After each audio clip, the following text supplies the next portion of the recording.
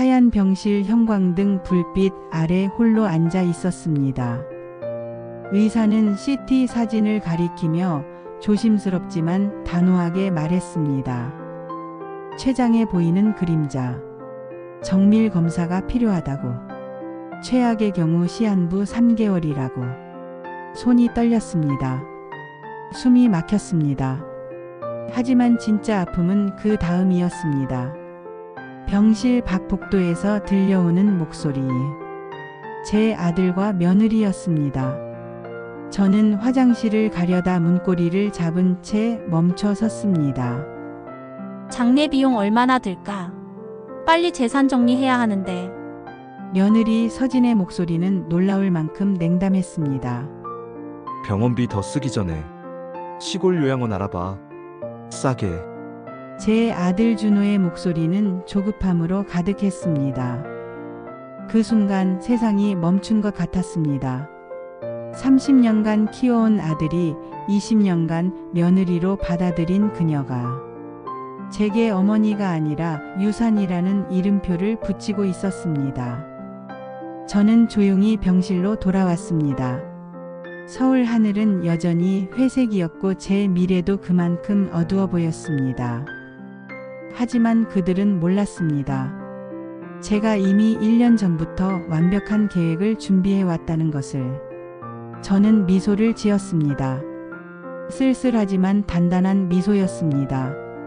새벽 4시. 30년간 변함없이 이 시간에 눈을 떴습니다. 부엌으로 가는 복도는 어둠 속에서도 눈을 감고 걸을 수 있을 만큼 익숙했습니다. 국 끓이는 냄새가 집 안을 가득 채울 즈음이면 6시였습니다. 어머니 덕분이에요. 아침마다 이렇게 챙겨주시니 정말 감사해요. 초반 10년간 며느리 서진은 정말 그렇게 말했습니다. 그 한마디면 세상을 다 가진 기분이었습니다. 하지만 언제부턴가 그 말이 사라졌습니다. 어머니 그건 옛날 방식이에요. 요즘은 MSG 안 넣어요. 어머니 우리 대화 중이니까 나중에 말씀하세요.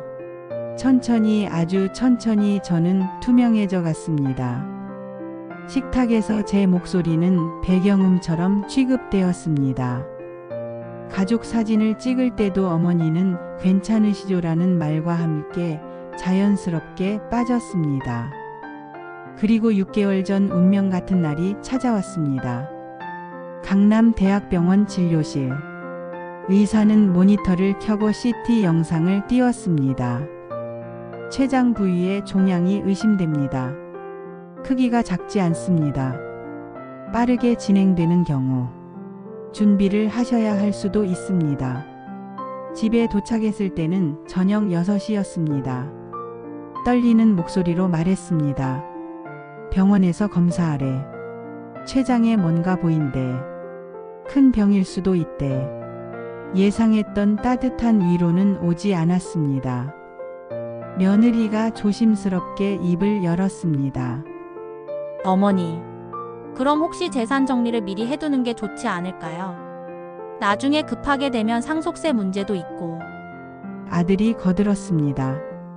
맞아요, 엄마. 의료비도 만만치 않을 텐데 명예 정리 좀 해두는 게. 그 순간 저는 모든 것을 이해했습니다. 제 생명이 아니라 제 통장이 더 중요하다는 것을. 그날 밤 목이 말라 부엌으로 나갔습니다. 새벽 2시였습니다. 아들 부부방 앞을 지나가는데 불빛이 새어 나왔습니다. 어머니 명의 아파트 2채 예금 3억. 이거 지금 정리 안 하면 상속세 폭탄 맞아. 빨리 증여 받아야 해. 며느리의 목소리였습니다. 의료비 아끼려면 시골 요양병원으로 모시는 게 나아. 아프신 데가 아니라 지금이 기회야. 췌장암이면 길어야 6개월이야. 그 전에 모든 명예 넘겨받아야 해. 저는 문고리를 잡은 채 굳어버렸습니다. 심장이 찢어지는 것 같았습니다. 6개월. 그들은 제게 남은 시간을 이미 계산해 놓고 있었습니다. 저는 조용히 제 방으로 돌아왔습니다. 서랍을 열었습니다.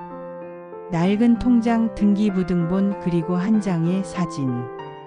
사진 속에는 25의 제가 있었습니다. 빨간 원피스를 입고 환하게 웃고 있는 젊은 여자. 미안해. 너를 이렇게 만들어서. 하지만 아직 늦지 않았어. 새벽 3시 저는 노트북을 켰습니다. 신탁계좌, 상속차단, 재산보호법률 상담을 검색했습니다. 동이 트기 시작할 때 저는 완벽한 계획의 첫 페이지를 완성했습니다.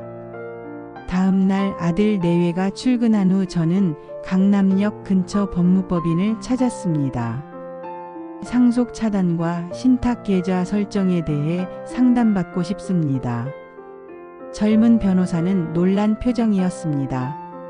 70대 노인이 혼자 찾아와 이런 전문적인 상담을 요청하는 경우가 드물었나 봅니다. 저는 모든 것을 털어놓았습니다. 가능합니다. 건강관리 신탁계좌를 만들고 모든 재산을 그쪽으로 이동시키면 됩니다. 법적으로 상속 대상에서 제외되고 오직 본인만 사용할 수 있습니다. 한 달이면 충분합니다. 시작해주세요. 낮 시간마다 저는 움직였습니다. 부동산 중개업소를 찾아가 아파트 2채를 금매로 내놓았습니다. 한 달 만에 모두 팔렸습니다. 부동산 매각 대금과 예금을 합쳐 총 5억 7천만 원. 저는 은행 VIP 상담실에서 모든 금액을 신탁계좌로 이체했습니다. 그 후에 강원도 속초의 작은 마을을 찾았습니다. 바다가 보이는 조용한 곳에 15평 남짓한 상가를 임대했습니다. 사업자 등록을 냈습니다. 상호명은 오늘도 따뜻하게였습니다. 한 달 동안 서울과 속초를 오가며 준비했습니다. 아들 내외는 제가 교회 친구들 만나러 간다는 말만 믿었습니다. 4개월 차 다시 병원을 찾았습니다. 종양이 커지고 있었습니다. 의사는 수술을 권했지만 저는 고개를 저었습니다. 집에 돌아와 말했습니다. 의사가 수술하래. 근데 나는 안 할 거야. 약물 치료만 받을 거야. 6개월에서 1년 정도래. 그날 밤 또다시 그들의 대화가 들렸습니다. 1년이라니. 의료비가 얼마나 나올까? 미루지 말고 빨리 재산 정리하자. 저는 차갑고 쓸쓸한 미소를 지었습니다. 5개월 차 며느리가 서류 뭉치를 내밀었습니다. 증여 서류예요. 어차피 나중에 우리가 상속받을 건데 미리 정리하는 게 세금도 절약되고 좋잖아요. 모든 재산을 아들 명의로 넘기는 내용이었습니다. 생각 좀 해볼게. 어머니, 지금 안 하면 나중에 상속세 폭탄 맞아요. 에이 어머니, 저희가 어머니 모시고 있잖아요. 모시고 있다. 그 단어가 얼마나 공허하게 들리는지 그들은 몰랐습니다. 6개월 차 모든 준비가 끝났습니다. 어느 봄날 새벽 저는 작은 가방 하나를 챙겼습니다. 부엌 테이블 위에 편지를 놓았습니다. 그동안 고마웠다.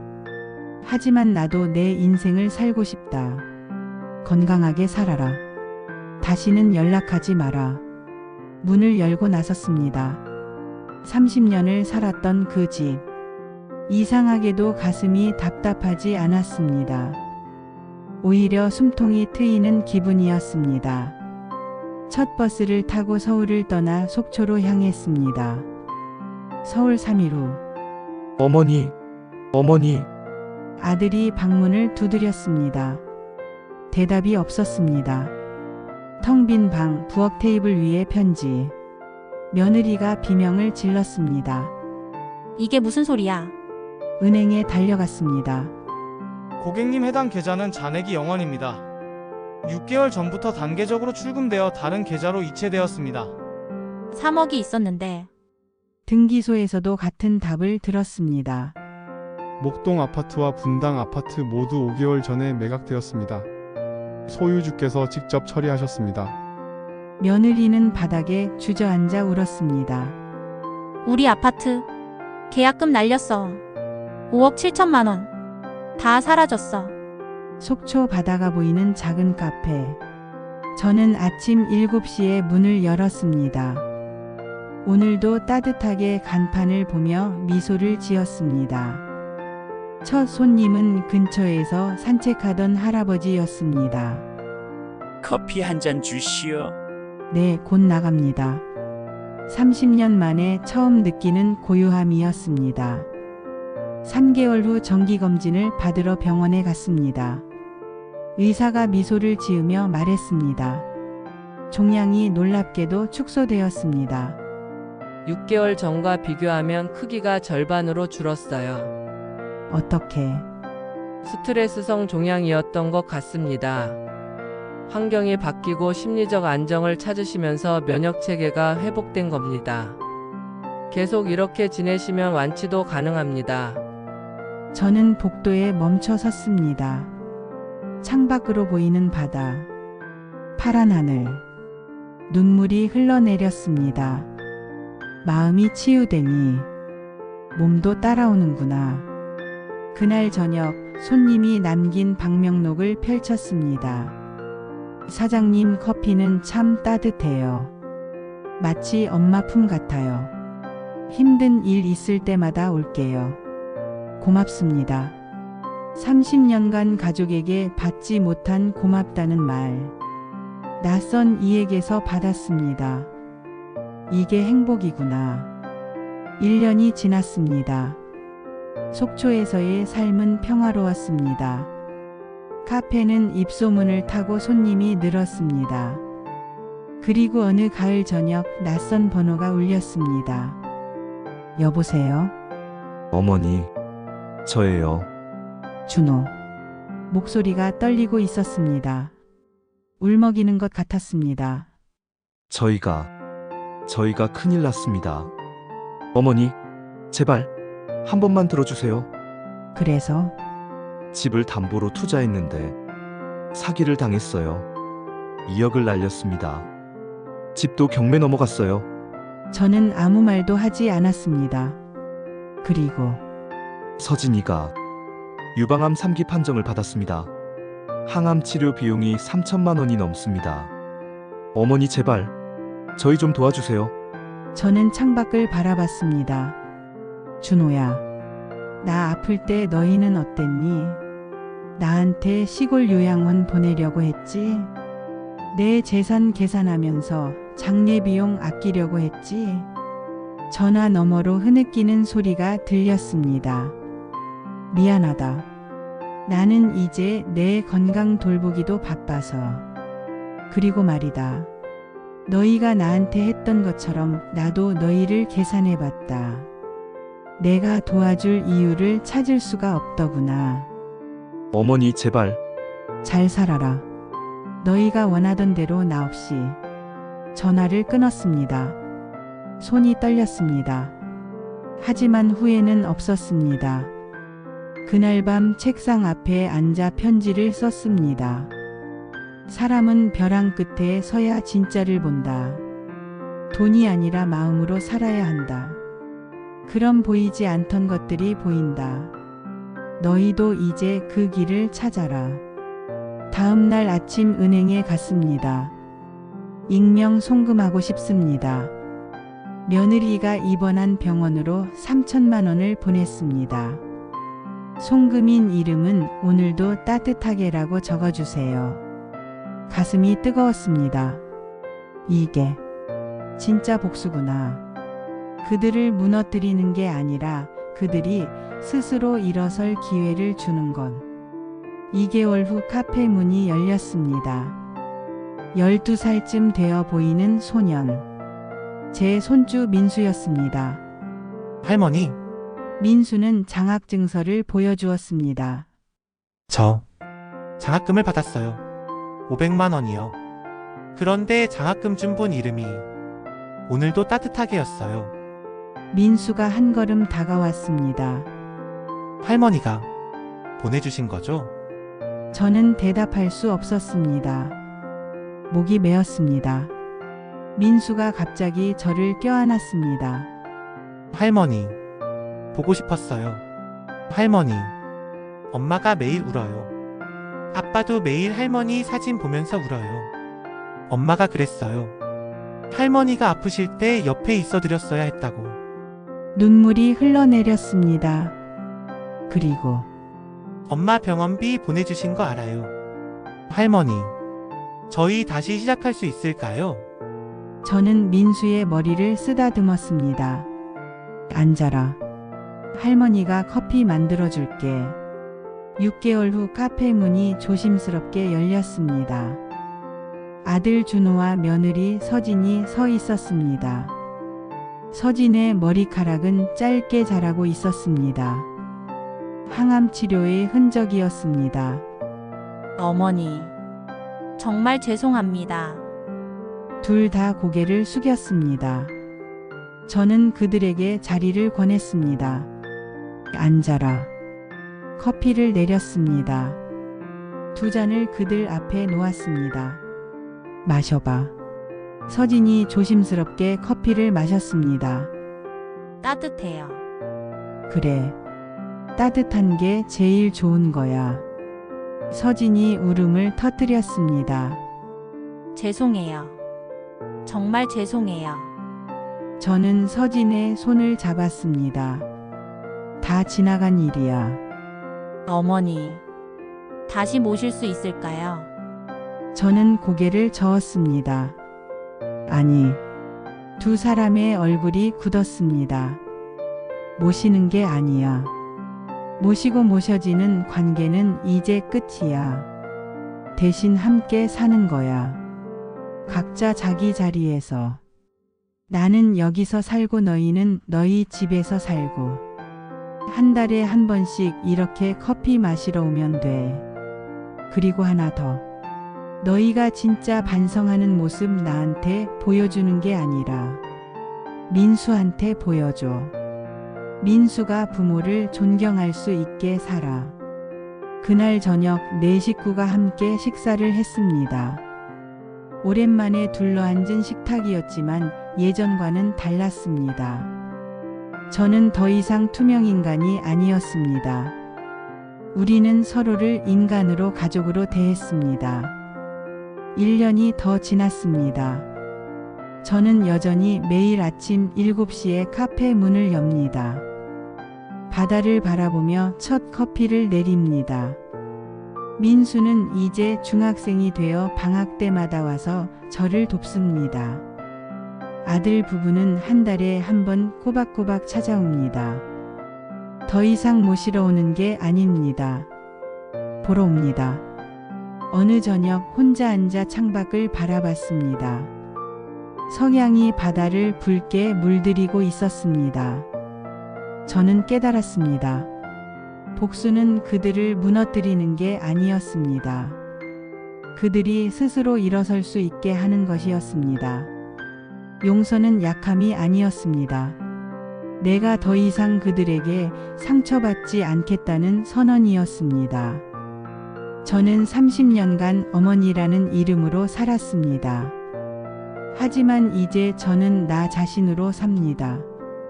누군가의 어머니이기 전에 온전한 한 사람으로. 인생에서 가장 소중한 것은 돈도 재산도 명예도 아니었습니다. 나 자신을 존중하는 것. 그것이 가장 큰 자산이었습니다. 만약 지금 누군가에게 투명인간 취급을 받고 있다면, 당신의 희생이 당연하게 여겨지고 있다면, 당신의 존재가 통장 잔고로 계산되고 있다면 기억하십시오. 당신은 누구의 어머니 안에 희생자이기 전에 온전한 당신 자신입니다. 떠나는 데는 용기가 필요합니다. 하지만 자기 자신을 선택하는 것이 가장 큰 용기입니다. 복수는 상대를 파괴하는 것이 아닙니다. 나를 지키고 그들이 배우게 하는 것입니다. 용서는 상대를 위한 것이 아닙니다. 나 자신을 자유롭게 하기 위한 것입니다. 저는 오늘도 커피를 내립니다. 따뜻한 온도로. 너무 뜨겁지도 너무 차갑지도 않게. 내 인생도 이 커피처럼 이제야 딱 좋은 온도를 찾았구나. 여러분의 인생도 가장 따뜻한 커피 한 잔처럼 온전하고 충만한 향기로 가득 채워지기를 바랍니다. 당신의 인생은 당신의 것입니다.